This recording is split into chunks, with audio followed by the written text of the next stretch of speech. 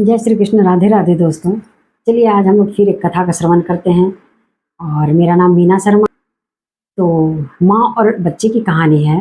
दोनों बहुत भगवत भक्त थे और कृष्ण के प्रेम में हमेशा रहा करते थे। और माँ तो हमेशा कृष्ण भक्ति किया ही करती थी। और कहते हैं ना कि जब घर में कोई एक लोग भक्ति किया करते हैं तो सभी लोग उस भक्ति के मार्ग पर चले जाते हैं। तो बच्चा भी माँ की भक्ति को देखकर बहुत भक्ति किया करता था। हमेशा जब भी माँ कृष्ण की पूजा अर्चना भजन कीर्तन किया करती थी और भगवान के गुणगान का वर्णन किया करती थी तो बच्चा बहुत ध्यानपूर्वक सुना करता था। और जब भी कीर्तन करती थी तो वो बहुत नाचता कूदता था वहाँ पे और बहुत खुश होता था। वो हमेशा अपनी माता से कहता था कि माँ मुझे एक ढोलक ला कर दो ना, जब भी आप यहाँ पे कीर्तन करती हो ना तो मुझे बहुत आनंद आता है और मुझे लगता है ना कि मैं भी यहाँ पर ढोलक बजा बजा कर हरि का कीर्तन करूं। लेकिन उसकी माता तो गरीब थी और उसे अन्न जुटाने में भी ही बहुत मुश्किल का सामना करना पड़ता था। तो वो अपने बच्चे को ढोलक कहाँ से ला कर देती। उसका जीविका का मुख्य साधन था, उसकी थोड़ी-सी खेती थी, उसी को वो खेती के रूप में अन्न उपजाती थी और वो कुछ अन्न को अपने घर पे रख लिया करती थी और कुछ अन्न को ले जाकर शहर में बेच दिया करती थी। और उससे जो धन की प्राप्ति उसे हुआ करती थी, उससे वो ज़रूरत का सामान को लेकर घर में आया करती थी और उसी से उसका घर चला करता था। तो एक दिन ऐसे ही अन्न को लेकर वो शहर की ओर जा रही थी बेचने के लिए। वो अपने पुत्र से कहती है कि बेटा मैं आज शहर जा रही हूँ अन्न को बेचने के लिए, तुम्हें कुछ शहर से मंगवाना है क्या? तो उसका पुत्र कहता है कि हाँ माँ, मुझे ढोलक का बहुत शौक है, मुझे ढोलक चाहिए क्योंकि जब हरि कीर्तन आप करती हो ना तो मुझे लगता है कि मैं भी हरि कीर्तन के समय ढोलक बजा बजा कर वहाँ पे नृत्य करूँ। तो माँ कहती है कि अच्छा बेटा, सो अन्न बेचकर जो कुछ भी धन की प्राप्ति होगी मुझे, उससे मैं तुम्हारे ढोलक को ले आऊँगी। उसकी माता जाती है बाज़ार और अन्न को बेचती है, लेकिन ढोलक के को खरीदने के लिए पर्याप्त धन उसको नहीं मिल पाता है और वो बहुत दुखी होती है। और उसको जो भी पैसे मिलते हैं उससे घर की ज़रूरत के सामान को ही पूरा करने में उसका सारा धन निकल जाता है। और वो रास्ते में आते-आते यही सोचती रहती है कि मैं अपने पुत्र को क्या ले जाकर दूँगी। मैंने उसको वचन दिया था कि मैं ढोलक लेकर आऊँगी। और वो बहुत दुखी मन से घर की ओर बढ़ती चली जाती है। जब वो घर पहुँचती है, तो रास्ते से वो क्या करती है कि एक लकड़ी का टुकड़ा उठा लेती है और वही टुकड़ा लाकर अपने पुत्र के हाथों में पकड़ा देती है। पुत्र भी बहुत संतुष्टि भाव से उसे लेकर चला जाता है। वो अपनी माता से कुछ नहीं पूछता है और पता नहीं समझदारी से वो लकड़ी का टुकड़ा लेकर वहाँ से चला जाता है। जब वो वहाँ से चला जाता है, तो आगे जब बढ़ता है, तो वो देखता है कि वहाँ पर एक बूढ़ी माँ है, वो भीगे हुए गोबर के उपले से चूल्हा जलाने का प्रयास कर रही है और उसका चूल्हा जो है बहुत धुआँ कर रहा है और धुएँ से उसकी आँखें लाल हुई जा रही थी और वो बहुत उसकी आँख से आँसू निकल रहा था। तो ये बच्चा उस माता के पास जाता है और जाकर पूछता है कि माता आप क्या कर रही हो? तो वो बूढ़ी माता बोलती है कि बेटा मैं चूल्हे को जला रही हूँ लेकिन मेरे उपले जो है ना वो भीगे हुए हैं, जिससे मेरा चूल्हा जल नहीं पा रहा है और मैं रोटियाँ बनाना चाह रही हूँ और मैं आज रोटी कैसे बनाऊँगी? मेरा चूल्हा जो है वो जल ही नहीं रहा है। तो वो बच्चा क्या करता है ना कि उसके हाथ में जो लकड़ी का टुकड़ा था ना, वो उस माता की ओर बढ़ा देता है और कहता है कि माता आप चूल्हा इससे जलाओ, शायद आपके चूल्हे जल जाएँगे क्योंकि मेरी लकड़ी का जो टुकड़ा है ना वो सूखा हुआ है।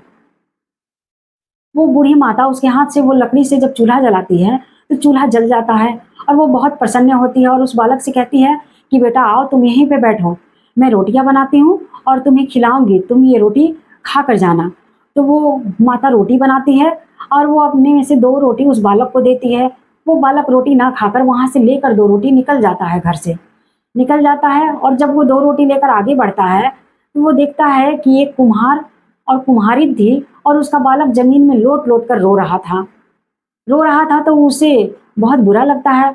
वो कुम्हार और कुम्हारिन से जाकर पूछता है कि भैया सो आपके जो बेटे हैं वो क्यों रो रहे हैं? उसे क्या चाहिए? तब कुम्हार और कुम्हारिन उससे बताते हैं कि हमारे पास ना धन है और ना अन्न है और बच्चा भूख से रो रहा है और अगर मेरे पास धन भी होता तो मैं बाज़ार से अन्न लेकर आता और बच्चे को भोजन पकाकर खिलाता। लेकिन मेरे पास तो धन है ही नहीं, मैं अन्न कहाँ से लाऊँ और भोजन को तो दूर की बात है, भोजन मैं कैसे कराऊँ अपने बच्चे को? और वो जो बालक था वो क्या करता है कि उसके हाथ में जो 2 रोटी थी, वो 2 रोटी उस कुम्हार और कुम्हारिन को दे देता है और कहता है कि माता लो, ये रोटी तुम अपने बालक को खिला दो। और वो कुम्हार और कुम्हारिन बहुत खुश होते हैं और वो दोनों रोटी लेकर उस बालक को खिला देते हैं। और कुम्हार और कुम्हारिन खुश होकर उसे एक घड़ा प्रदान करते हैं। वो घड़ा देते हैं और वो घड़ा लेकर बालक वहाँ से निकल जाता है। बालक जब आगे बढ़ता है तो देखता है कि एक धोबी और धोबिन नदी के घाट पर खड़े होकर बहुत लड़े जा रहे हैं।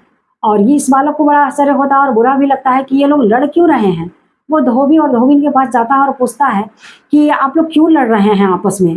तब वो धोबिन बताती है कि रात को ये नशे की धुन में आकर मेरे घड़े को तोड़ देते हैं, जिसमें मैं कपड़े उबाला करती हूँ और उसे धोया करती हूँ। अब तो मेरे पास घड़ा है ही नहीं, मैं कपड़े कैसे उबालूंगी। तो इसी बात से मैं इनसे लड़ रही हूँ और मैं चिंतित भी हूँ। तो वो बालक क्या करता है कि वो अपने घड़े को उस धोबी और धोबिन को दे देता है और कहता है कि लीजिए, ये घड़ा शायद आपके काम का हो जाए और आप इसमें कपड़े को आराम से उबाल सकेंगी और धो भी सकेंगी।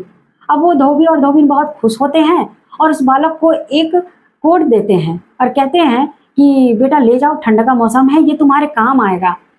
और वो बच्चा क्या करता है कि वो कोट को लेकर वहां से आगे बढ़ जाता है। आगे जब बढ़ जाता है तो देखता है कि वहां पर एक ठंड से आदमी बहुत ठिठुर कर वहां पे बैठा हुआ है और बहुत ठंड से कपकपा रहा है। तो वो बालक जाकर उससे पूछता है कि भैया आप क्यों यहाँ पर ठंड में बैठे हुए हैं और आपके बदन पे वस्त्र कहाँ है। ठंड में तो वस्त्र होनी चाहिए थी ना आपके बदन पे, तो आपके बदन पे तो कोई वस्त्र है ही नहीं। ठंड में आप क्यों ठिठुर रहे हैं। तब वो आदमी उस बालक से कहता है कि बेटा मैं बहुत अच्छे घर का हूँ और मेरे पास धन भी पर्याप्त रूप से है और मैं व्यापार के लिए जा रहा था दूसरे शहर और रास्ते में मुझे डाकुओं ने घेर लिया और मेरे सारे धन को भी ले लिया और मेरे सारे वस्त्र भी उतरवा लिए। और मेरा घोड़ा एक जो है वो पेड़ के पीछे बंधा हुआ था, जो रह गया है। अगर उनकी नज़र में वो भी आता तो वो उसे भी लेकर चले जाते, लेकिन मेरा घोड़ा मेरे पास ही रह गया है, लेकिन मेरे पास वस्त्र नहीं है। तो वो बालक क्या करता है कि जो धोबी और धोबिन ने उन्हें वस्त्र दिया था वो वस्त्र इस मनुष्य को दे देता है और बोलता है कि भैया आप इसे पहन लो, आपको ठंड से मुक्ति मिलेगी और आप बहुत अच्छे और बहुत आनंद की अनुभूति करेंगे। और वो बालक उस कोट को दे देता है और वो जो मनुष्य था वो उसे पहन लेता है। पहन लेता है तो वो बहुत खुश होता है उस बालक से और वो क्या करता है ना, उस बालक को अपना घोड़ा दे देता है। बोलता है कि मेरे पास तो कुछ भी नहीं है, बस ये एक घोड़ा ही है, तुम इसे ले जाओ अपने साथ। वो बालक क्या करता है कि उस घोड़े को लेकर आगे बढ़ जाता है। आगे बढ़ने के क्रम में वो देखता है कि एक पेड़ के नीचे बहुत सारे बाराती बैठे हुए हैं और दूल्हा भी वहीं पे बैठा हुआ है। तो उसे लगता है कि अरे बाराती का तो काम मैंने आज तक देखा है कि नाचना गाना और बाराती को आगे बढ़ते रहना, तो ये तो यहाँ पे बैठा हुआ है और बहुत शांत है सब, ऐसा क्यों है। तो वो दूल्हे से जाकर पूछता है कि भाई आप यहाँ पे क्यों बैठे हो शांति रूप से, तो आप लोगों को तो नाच गाना करना चाहिए, आप तो बाराती दिखाई जान पड़ते हैं और आप तो दूल्हे नजर आ रहे हैं, तो आप लोग क्यों शांति से यहाँ पे बैठे हुए हैं। तो वो जो दूल्हा था वो इस बालक से कहता है कि मेरा एक मित्र जो है वो घोड़ा लाने गया है, क्योंकि घोड़े पर ही मुझे बाराती लेकर आगे जाना है विवाह के लिए और मेरे पास तो घोड़ा है ही नहीं और मेरा मित्र यहाँ पर आया भी नहीं है। बहुत देर से हम लोग यहाँ पे बैठे हैं और इसीलिए हम लोग सब चिंतित हैं और मेरे विवाह का जो मुहूर्त है वो भी पार करते जा रहा है, शायद मैं विवाह में समय पर ना पहुंच पाऊं। तो वो जो बालक था वो कहता है कि मेरे पास एक घोड़ा है, आप इस घोड़े को ले लो और अपने विवाह के लिए प्रस्थान करो और आपको विवाह में अब विलंब नहीं करनी चाहिए, आप मेरे घोड़े को ले लो। वो जो दूल्हा था वो बहुत प्रसन्न होता है और वो बालक से वो घोड़ा ले लेता है, लेकिन वो बालक से कहता है कि बेटा मैं आज बहुत प्रसन्न हूँ और तुम मुझसे कुछ ले लो उपहार में। तब वो जो बालक था वहां पर नाच गाना करने वाले भी बहुत सारे लोग खड़े खड़े थे, उनके हाथ में एक ढोलक था। ढोलक को देखकर उसे बहुत ही अच्छा लगता है और वो उस ढोलक को मांग लेता है उस दूल्हे से, कहता है कि मुझे आप एक ढोलक दे दो। तब वो दूल्हा बोलता है कि अरे यहाँ तो बहुत सारे ढोलक हैं, तुम सभी लेते जाओ, हम लोग वहां पे इंतजाम कर लेंगे। तो वो बालक बोलता है कि नहीं, मुझे सिर्फ एक ही ढोलक चाहिए, बहुत ज्यादा मुझे नहीं चाहिए। तो वो दूल्हा खुशी खुशी उस बालक को एक ढोलक दे देता है और वो बालक वहां से ढोलक लेता है और नाचते गाते ढोलक बजाते बहुत खुशी खुशी अपने घर को आता है। और जब वह घर आता है तो अपनी माता से सारा कथन कह सुनाता है जो उसके साथ हुआ था और उसकी माता और वो बहुत प्रसन्न होते हैं और कृष्ण की कृपा से उसे वो ढोलक मिल जाती है और वो लोग बहुत खुशी खुशी भगवत कृपा से वो कीर्तन करते हैं, भजन गाते हैं और दोनों आनंद से रहते हैं। तो ऐसा होता है हमारे कृष्ण का प्रेम।